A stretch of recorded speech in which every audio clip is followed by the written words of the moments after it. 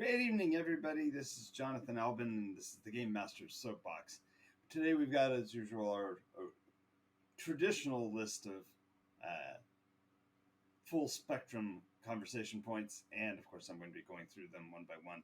And I wanted to thank you for being here with us. If you haven't been on the show before, sit back, enjoy yourself. We have a bunch of different things to talk about, and I'm pretty excited about these. I know that I sometimes don't show a level of enthusiasm that boils over, and I'm learning. I'm realizing how important it is to let you guys know how really critically important this stuff is and why it means so much to me. So today we're going to ask the question that most people want to know is, what do new players want? You know, we invite people to the table. They come in and they sit down and they pick up the dice and they create characters and they interact. Sometimes they feel a little uncomfortable and sometimes they don't. Sometimes they fit in really well. And then 2 weeks later, they're gone and we don't know why. And so we're going to talk about that, what it is the players really want from a game, what they're expecting, and how outcomes affect the way they react. We're going to talk about what makes for a good session. We've talked about that before. I've given an entire video on how to have a great session. That's going to be tagged right here. We're also going to be talking about how RPGs are different today than they were in the past. We're going to talk about what makes a compelling story. We're going to talk about showmanship and roleplay. We're going to talk about art form versus perfunctory action. We're also going to talk about what makes for great inspiration, what we can draw from the things we see around us, and we're also going to talk about the great flip flop. And I know that that's a subject you probably never heard of, so stick around till the end and we'll talk about the great flip flop and its consequences and how we can begin deconstructing the legacy and recreating the universe of role-playing games the way we would like. Alrighty, so as we start into this, we're going to talk about what new players want, and of course we have to define what I mean by a new player, because there are a lot of people that are coming back to role-play games that have been players for a really long time and are just exploring, putting their toes in the water again and exploring to see whether there's anything new or challenging or interesting about the game's environment that they might be missing. And so the real question is what we're talking about when we talk about new players. So when I say what do new players want, what I'm talking about is a person who is literally sitting down. They've heard of role-playing games. They've maybe watched 1 or 2 episodes of Critical Role. They're only tangentially interested in somebody else that's convinced them to sit down. So what does a new player want? A new player wants entertainment. He wants to enjoy the experience, and he wants it to be passive rather than active. And what I mean by that is, if you have played a electronic video game and found that it was flat, this is where you want to be. This is the environment you want to be in. But for somebody who's not got the experience for that, their chops were not formed by playing a role playing game. They're in for a different kind of a feel, and they're looking for something differently. So what new players want is a spoonful of sugar couched in the feeling of accomplishment. And when you provide the players exactly what they're looking for, sometimes it isn't what they expect. And I've seen people get blown out their very first session. They sit down to play. They talk a story about maybe wanting to be heaven forbid, an elf or a dwarf or something. They go, I don't know. I've seen Lord of the Rings. So maybe I want to do one of those. And their experience at the table it's either one of two things. It's either overwhelming or underwhelming, right? Either they completely get blown away by the amount of information that there is to be had and the amount of involvement that is expected, and it's just more than they can deal with. Or conversely, they step in expecting to watch dramatic role play the way they've seen in videos, and when the player reaction is much more classically matter of fact, and yeah, I pick up the thing. I walk over to the table. That's not the expected excitement that they anticipated, and so the game either underwhelms or overwhelms, and it's because our world's barometric pressure has become so fluctuating that we can't appreciate the center line. We can't appreciate the reality of a fantasy game. I know that sounds crazy, but our own world is so fantastic and so amazingly complex that when we look at something simple like a role playing game, it it it takes us out of our water. It just puts us beyond our depth. So what you have to think about in terms of helping a new player, if maybe you are the new person, you're coming to sit down at the table, what expectations are you bringing with you? What is it that you want?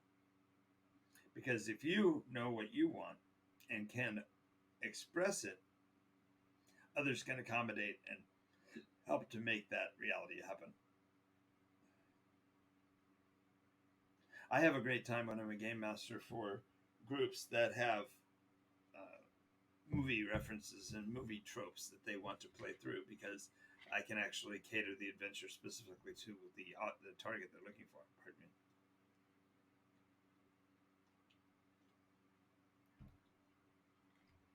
Gotta wet the whistle from time to time. And again, sorry to disappoint. It's only cola. In this case, it's citrus cola. But what the player brings to the table as far as their desires has to be addressed. And maybe you're the new person and you haven't even realized you haven't opened up about what you want. And if you're watching this video, you're going to be a new audience for me because you've probably never heard of me. My name is Jonathan Albin. I am a game master with 48 plus years of games experience as a storyteller and game master. And I moved a lot. I traveled the country. As a matter of fact, there are people that'll be watching this video in 2023 who played games with me when they were in their teens and don't remember. I've never thought about me since. I moved a lot. I moved 40 times before I was 18. I went to 22 different grade schools across 11 different states. I went to 6 different high schools. I was in the military, so I traveled there. I've been everywhere, pretty much. Lived in 40 of the 50 states and on 6 of the 7 continents. And I've seen a lot, been a lot, done a lot. And now as a storyteller, I express for other people a world, a realm that they can actually become a part of, become a citizen of, and experience to the same level of intensity that I had in the real world. So I'm going to move on because the reality is that the things that a new player wants are so obvious. They want inclusion. They want involvement. They want entertainment. They want engagement. They want membership. They want to feel like what they're doing matters. That's really no different than anybody else, right? So whether you're a new person or a veteran, these are the things that you want too. So it's only interesting from the standpoint of we spend so much time thinking about the new player that we sometimes forget to accommodate for the players we already have to make sure they're entertained and engaged and part of the story. Which leads to what makes for a good game session. So the first thing is that a game session is defined as a period of time set apart for the purpose of engaging in a role-play environment. That length of time can be short or long. It can be extended. It can be a marathon session. It can be, a specific 1 hour a day that you dedicate to taking care of the details of a role-play game. So what makes for a great session? The first thing a great session is that there's development and advancement. There's something in the story that moves forward. There's some angle that is progressed, whether that be character advancement, whether it be story plot development, whether it's investigation and inspection, discovery, etc. But there's some progress, there's some advance on that. Another aspect of a good game session is it's collaborative. There's not one side that's doing all of the work. We we are playing a role playing game. We are not listening to a dialogue or a monologue. So participation, again, depending on the number of bodies, maybe 3 or 4, 8 or 10, 11 to 20, whatever the size of your group, they are enjoying the experience. They're enjoying each other's company, and they are participating in that environment as their characters, not just as the players.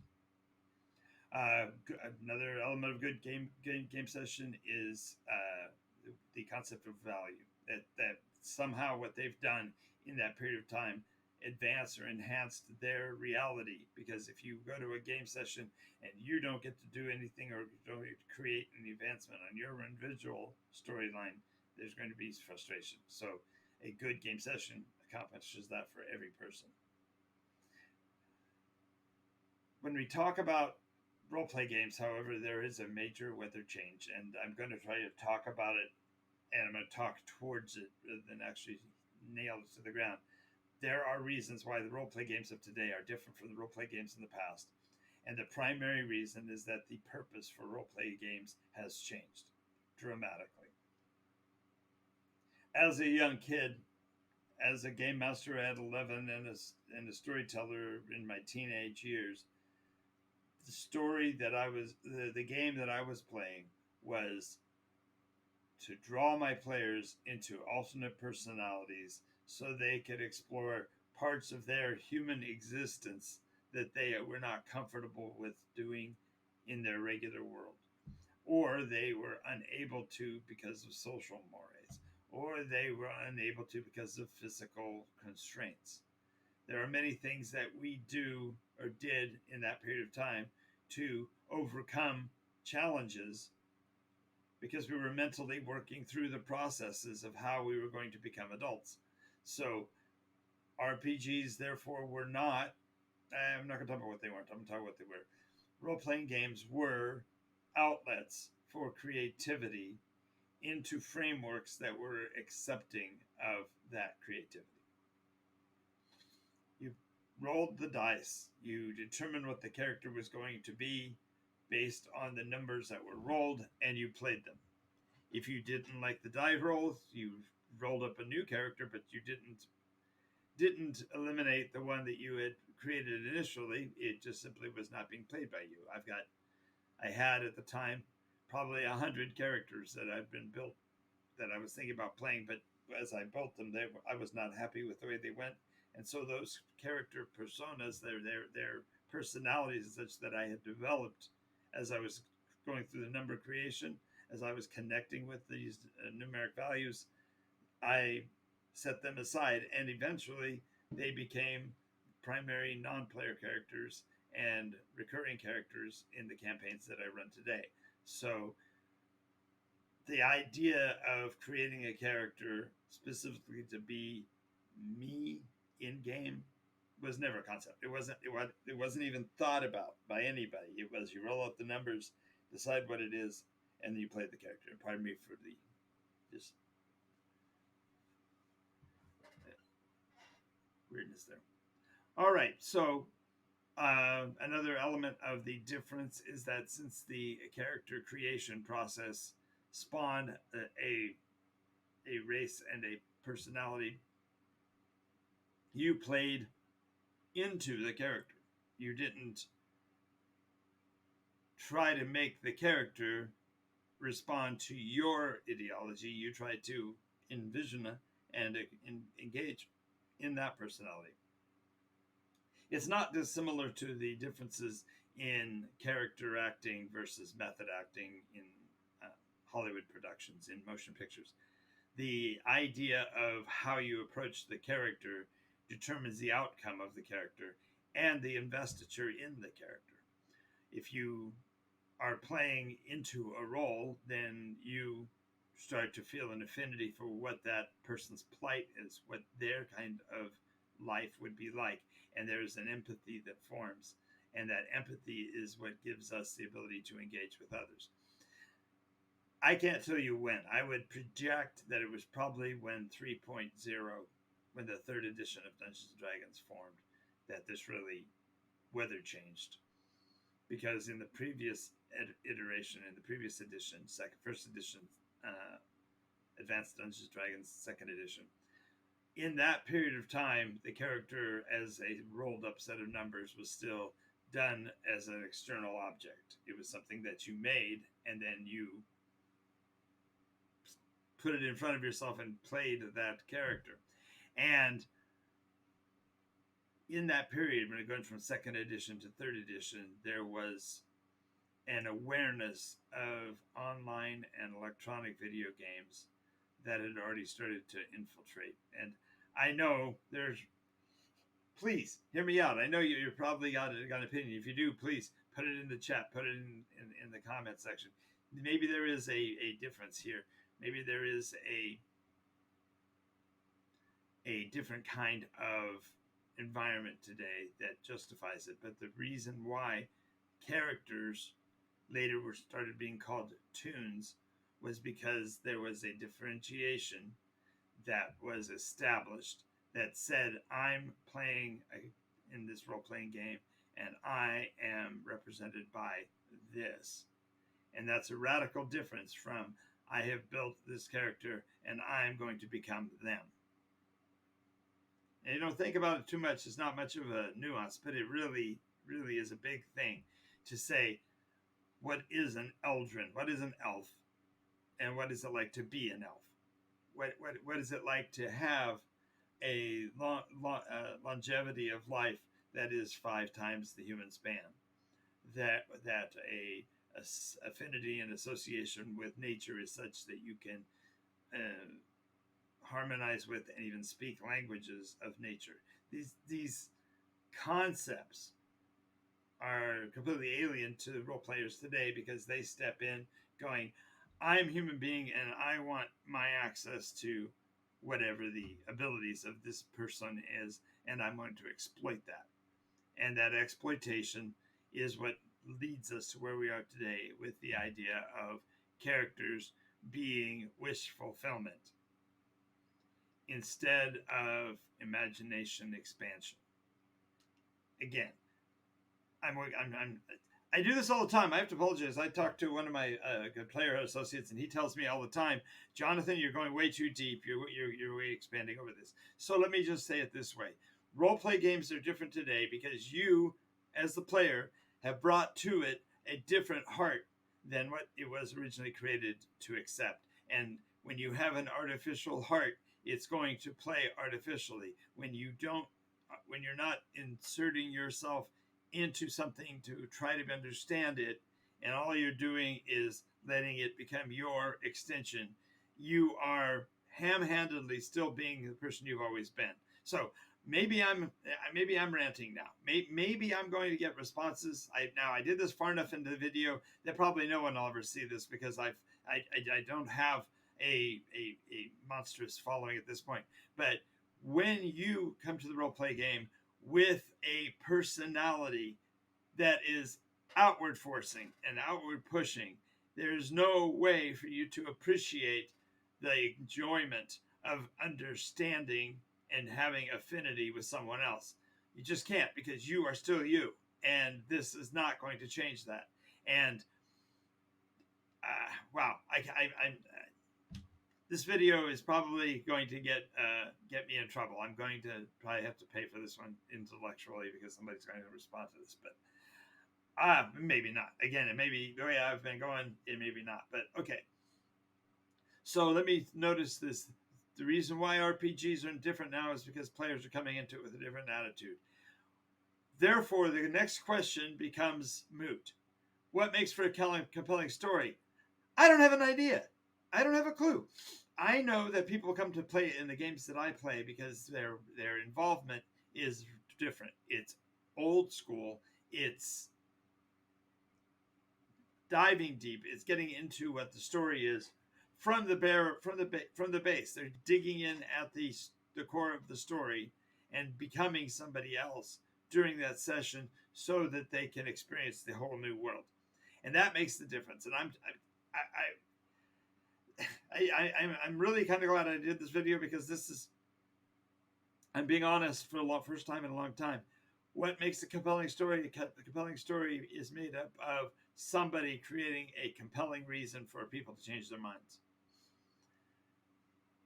I mentioned P.T. Barnum in this section head here, and I talk about how P.T. Barnum has affected the world and what is role playing today. Role playing today needs a P.T. Barnum.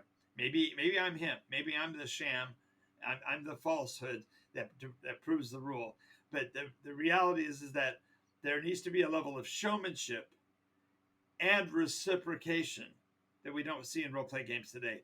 You need to engage your game master and challenge him to share with you the creative energy that he's put into it, so that you can get a feedback from it. Because what makes a compelling role play game is a level of immersion where you have to know the answer to the situation. You have to resolve the mysteries. You have to climb that mountain, survive that snowstorm, fight that dragon, and win that prize. You have to want to go and save damsels in distress. That I haven't seen that as a plot line in a while. And that realizes that damsels in distress can certainly be flip-flopped. There's not a reason for that to have to be unisexual. It doesn't have to be associated with sexuality at all. But the idea of having a higher calling, that the players take on a role internally to become the things that they are playing in the game, so that they can elevate into the story. That's what's missing. And a guy like P.T. Barnum was nothing but a showman. He was extremely good at presenting the case for whatever he was presenting in such a way that he caused questions in your mind about the reality of it. And half the time it was completely not real. The other half, it was couched in some form of realism that would have made no sense. But in the context that he laid it out, people bought into it. I look at a character like P.T. Barnum that has gotten disparaged throughout history as being a sham and a salesman and a crook. And all I can tell you is that he was married to his wife of however many years for the duration of their life together. And it was because she did something that he believed in, and they loved each other. And that, I know that's, I'm treading on dangerous ground here, because I'm talking about how a person feels and comparing it to how they think. But I'm telling you that he felt every minute of his life. He experienced and wanted to share his wonder and his amazement at the world. Yes, he made opportunistic moves. Yes, he ran some risks that are dangerous. But haven't we all been in that place? So now the question becomes, is role-playing dead? Is the concept of role-playing dead? I can tell you that from my standpoint, the ampersand has finished itself off. The concept of Dungeons and Dragons as a mechanism has completely finished itself. It's taken itself out of the equation, because it has become more focused on how to parse its audience than it has on how to enhance and expand and improve its audience. And when I say improve, I'm meaning in all ways. Granted, Dungeons and Dragons does take a lot of reading, so arguably a good role player is going to do a lot of reading. But it doesn't even give recommendations of what books you should read from the standpoint of value for storytelling. Matter of fact, it wants you to become imitative. They want to frame the world into its own fictional fantasy megaverse that encompasses everything they have and makes you demand it. And therefore, when you are feeding off of a reciprocating machine, there is no creativity left. There's no room for creativity. And this is being seen by other disenfranchised game masters like myself. I know that there are thousands of them. I know I haven't been able to reach them. I haven't got response from very many of them, because we all are trying to solve our own creative issues. And role-playing is not dead, but role-playing is in its death throes if we don't do something to expand the number of players who are actually internalizing role-playing and bringing themselves into the game and becoming part of that overall story, texture, and landscape. So now, this leads directly to my thing. Where can you go for great inspiration? Every fictional book out there in every genre is suitable and acceptable for great inspiration. Every history book that covers the specific details of what happened when is important to role play and to gaining inspiration. Every motion picture, maybe perhaps more so action adventure than any other genre, but any motion picture gives you an opportunity to gain inspiration.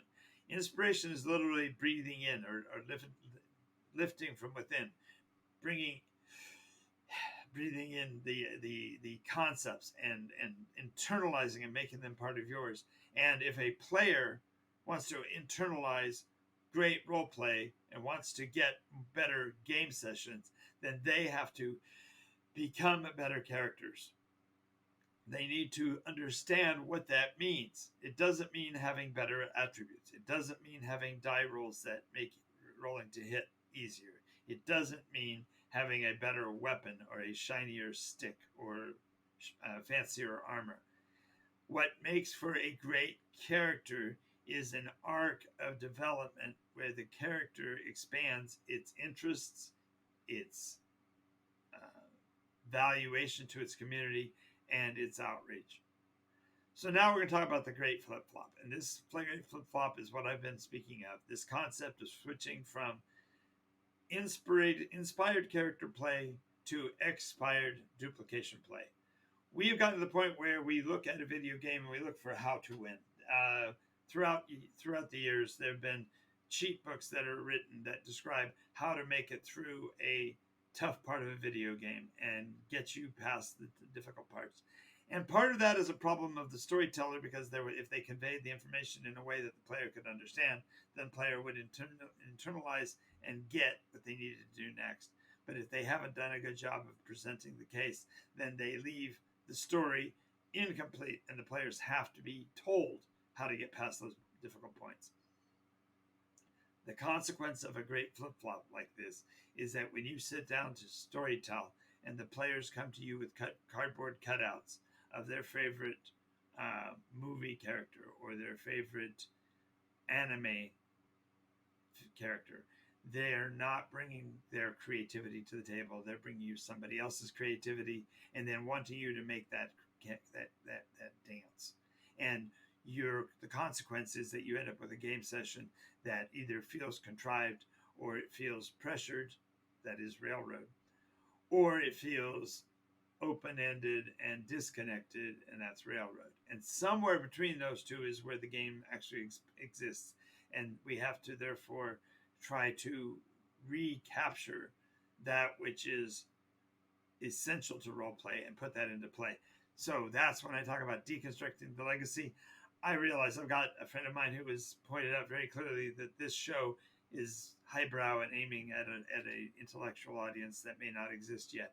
But I'm telling you that the idea of creating the next great role play environment, the next great role play, is that we need to deconstruct the legacy portions of role-playing games, that which was the core of Dungeons and Dragons, and analyze what it was that made it work, find new ways to make those same elements function, and breathe new life into it. And so the NycosRPG mechanism is intended specifically to deconstruct the legacy. Yes, everyone knows you have a saving throw. That's a role-playing trope forever. You have the possibility of having a die roll that can save you when you as a player can't accomplish what you're trying to.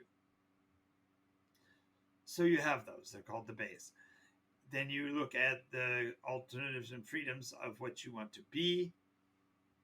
The door is wide open because there's 35 species or races. That gives you the freedom and the creativity aspect you don't have anyplace else. And it even includes the mechanism whereby you can create your own. In each of the different categories of being, you can create your own way, your own path through the game, because it's player advancement by player skill, not by game master edict.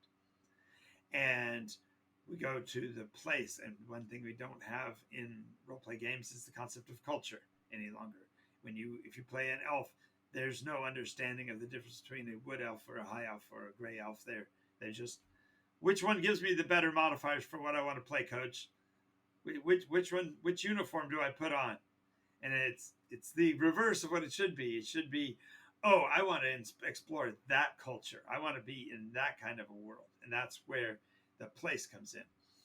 Finally, we all have had this issue where game masters ask the players what their motivation is, what they are driving for in the story, and the estates are exactly that. They are an explanation of the possible tropic courses of your advances, and therefore you can pick out which motivation drives you forward. And it can be multiple or it can be less than one. But the idea is that the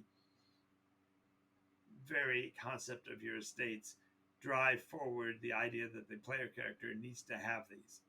And when you have a player finally get that they have the ability to create, they have the ability to become, you give them something that they can't find anyplace else.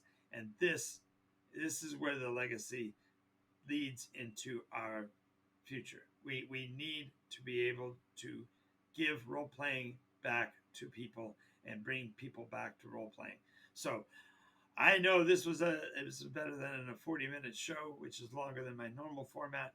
I know I did this for an empty room again, and that's okay, because the reality is that the videos live on beyond what I say, because they're now caught forever. The reality is that real life is for those who can't handle good role-playing environments. If you're living in a life where you feel flat, you feel disconnected, you feel nothing any longer, join us for a NycosRPG. It will give you a place to belong. It will give you a being to become, and a world where what the choices you make matter. So I'm Jonathan Albin. This is NycosRPG.